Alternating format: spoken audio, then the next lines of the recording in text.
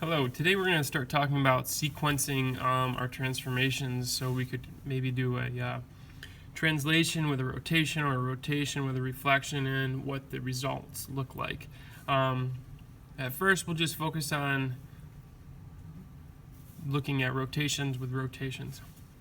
And so it says rotate triangle ABC D degrees. Since they used a variable, that means we can do this sort of abstractly, or we'll give it some very specific value. So we'll just start with 30 degrees. Okay, label the rotated image as A prime, B prime, C prime. For many of you, you've probably forgotten how we actually rotate around a point. And so what you first need to do is give yourself a line segment from each of the vertices to the angle of, or the point of rotation. And then next I need my protractor so that I can even measure. And so if I'm going to measure this degree, I'll put my origin point along point D, since it's my rotation point. Make sure it goes down C, and I'm going to rotate it 30 degrees. So I'm going to just put a marker dot, and I continue doing this all the way around for each one. So 30 degrees, marker dot, and 30 degrees here. You might be wondering why I'm doing that, because now I know if I'm going from the line segment CD to this segment, that's a 30-degree angle.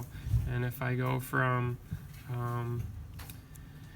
BD to here, that's 30 degrees also, and all the way around.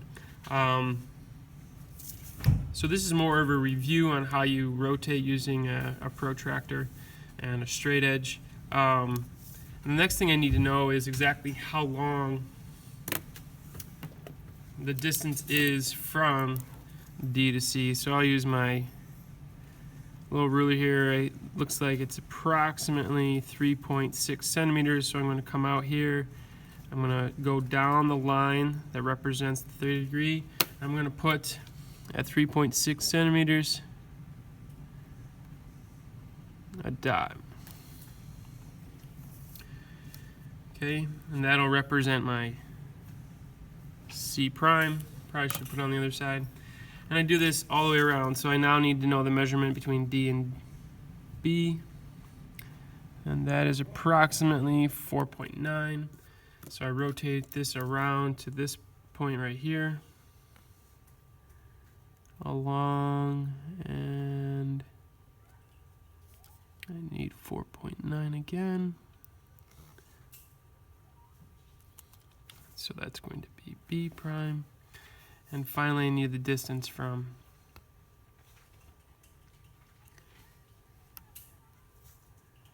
D to A.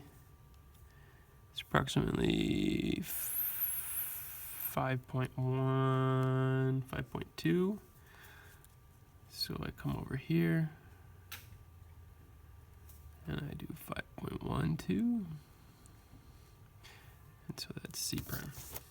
Oh, A prime. And now I make my triangle.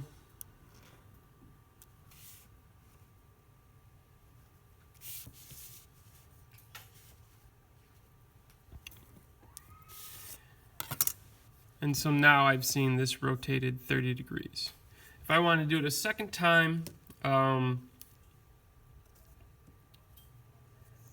with point E, I could make the same lines from E to each of the vertices of the triangle.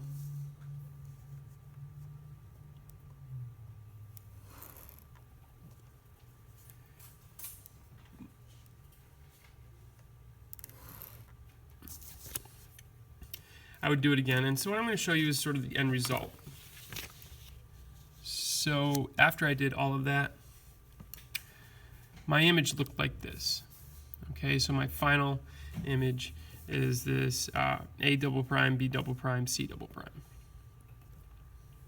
Okay, and we focus on the questions. It says measure and label each of the angles and the side lengths of A, B, C. How do they compare to the images of A prime, B prime, C prime, and A prime, double prime, B double prime? And what we should recognize is, since this is a rigid motion followed by another rigid motion, all the sides and angles were equal to the previous version. And I kind of left some of these measurements here, 4.3, and then we go look for its counterpart, 4.3 centimeters, and I look for its counterpart in 4 3/10 centimeters, and you'll see that they all match as you work your way around. And so, how can you explain what you observed in part C? I kind of just went over it, but we'll put this in nice sentence form. Since we followed a rigid motion with another rigid motion,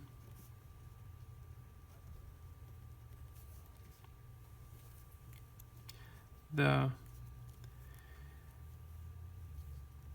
combination,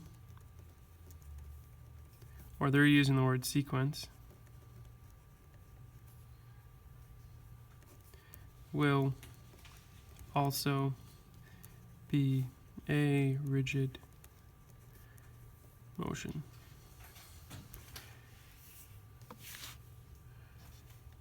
Preserves angles and lengths. We'll star that. That's really important as we begin thinking about rotations. And dilations are going to be the one thing that's different compared to translations, rotations, and reflections. Okay, so initially what we did is we just reminded ourselves how we even rotate. As a follow-up, we now have the image where we can see a combination of rotations leads you to have the same exact angles and same exact segment lengths. Okay. Next, I sort of preemptively did this. I went through and did the same exact thing as we had done before with our rotations, and finally got to an exact. And so what I want to do is I want to use a transparency to just kind of show you exactly how these are going.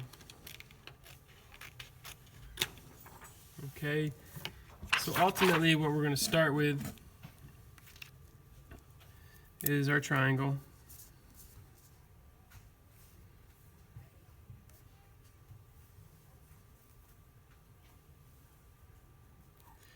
And what the question's asking us, does it matter rotate triangle ABC 90 degrees around a center D, and then rotate the image another 45 degrees counterclockwise around D, label the image A prime, B prime, C prime.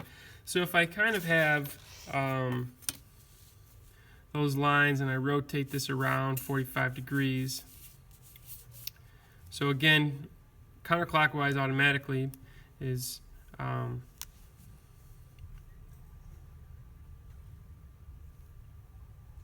so I need this all to line up right over here. Okay, so if I rotate this 45 degrees, what we're going to notice is that initial 45 lends itself to look like this, and then if I rotate that another 90, so 90 would almost be this, like that. And so now here's another 90.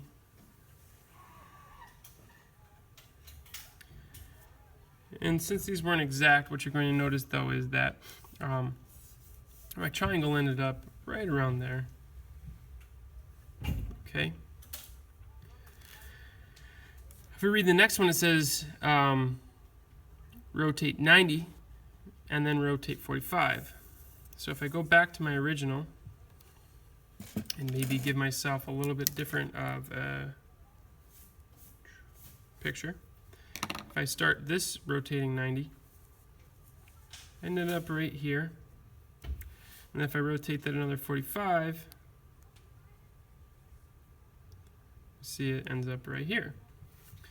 And so the combination of the two leads us to this question. What do you notice about the locations of triangle A prime, B prime, C prime, and triangle A double prime, B double prime, and C double prime? Does the order in which you rotate the figure around the same center, and I want to highlight that idea of same center, impact the final location? Okay. And what we're going to find out is, you could kind of see this, it did not impact it.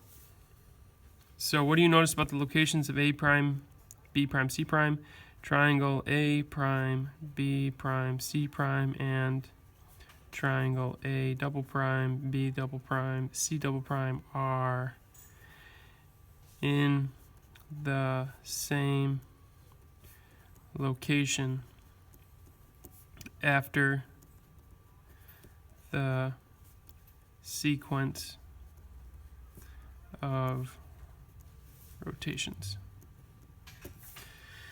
Does the order in which you rotate a figure around the same center, the order with which we rotate around the same center,